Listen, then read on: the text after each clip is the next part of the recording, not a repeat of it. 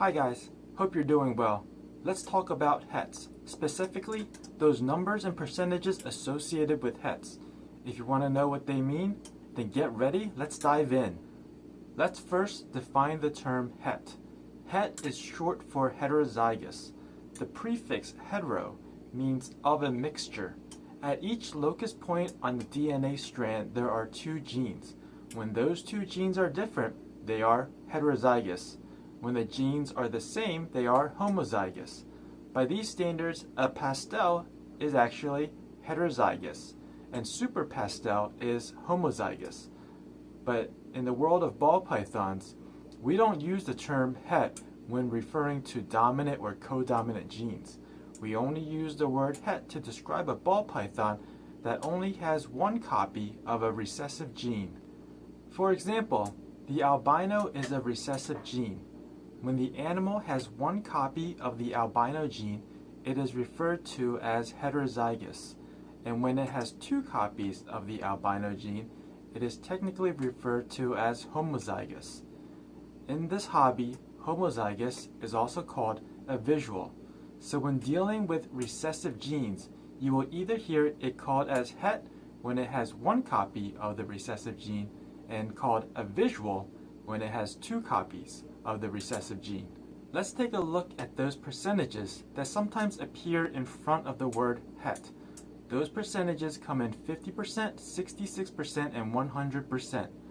Let's focus on 50%.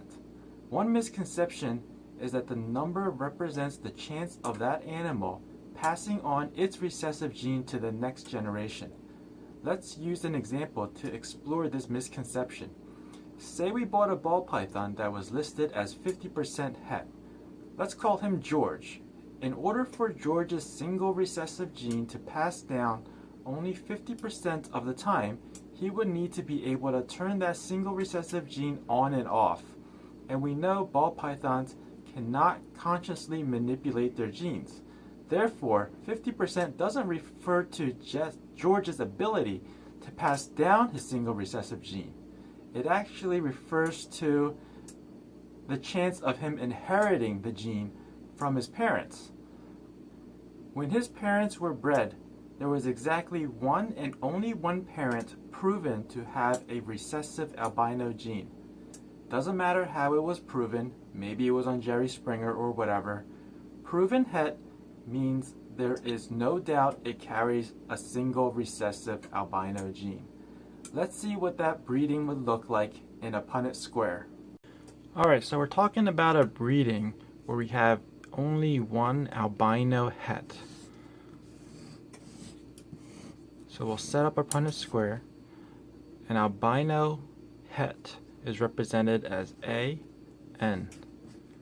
Only one copy of the albino gene. And then the other one will just be a normal.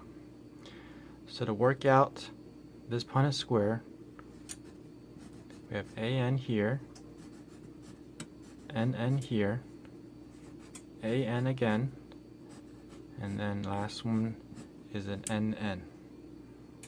Out of the four possible outcomes, there are two normals and two are het for albino. But of course, just by looking at the hatchlings, they all appear normal. In order to accurately track and document the hatchlings, we refer to them as 50% het. So these are the hets and these are the normals. But like I said, they will all appear to look the same. They all appear to look normal. So we want to track these as 50% hets, and this is why. Statistically speaking, 2 out of the 4 can be het for albino. That equates to 1/2. Now if we convert 1/2 to a percentage, multiply by 100 and you get 50%. So out of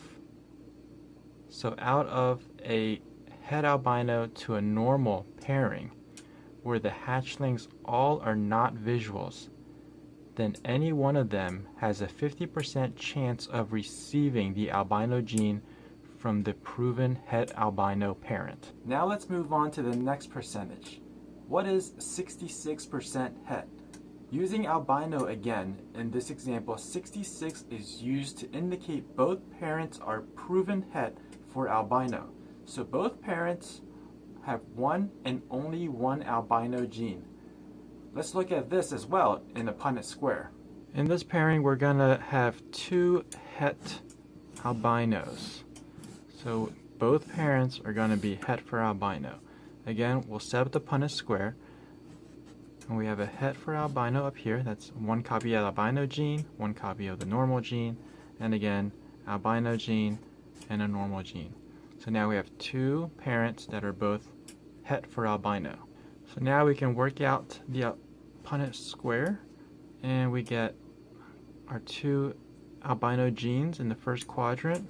Next quadrant has an A and an N. Again, down here is an A and an N. And lastly, we have a complete normal. So obviously this one contains two albino gene, and this is the visual albino. So we can exclude that guy for now.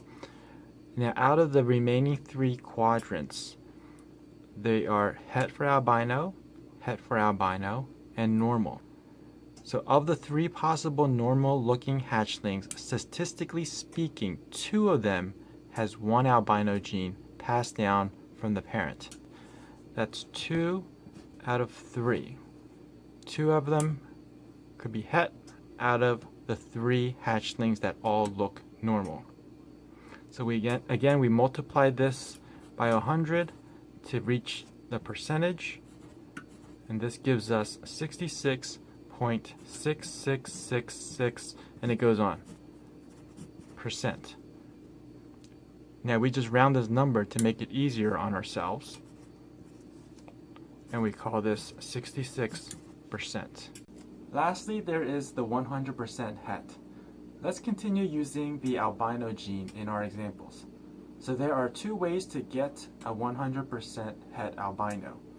If you have a 50% or a 66% het, let's assume that het animal is called Steve. You need to breed Steve to a visual albino. If the clutch contains some albinos, then you can say Steve is 100% het, because now he is proven to be a het for albino. The other way to get a 100% het is to know for sure that at least one of its parents is a visual albino. So how does that give us a 100% het hatchling? Let's look at this in a Punnett square. So this last pairing is simple because we have a visual albino paired to a normal. So again, we have our visual up here and our normal down here. And this is why it's simple. When we work this out, we get AN, AN, AN, AN. So each of these quadrants is an AN. They're all the same. All the hatchlings will be het for albino.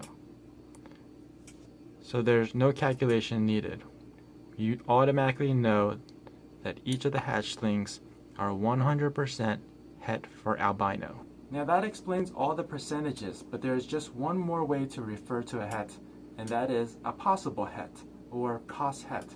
Pos het just means one or both parents are neither proven nor 100% het. So that means the hatchling has a very small percent chance of receiving a recessive gene from the parent, because even the parent isn't conclusive of having that gene.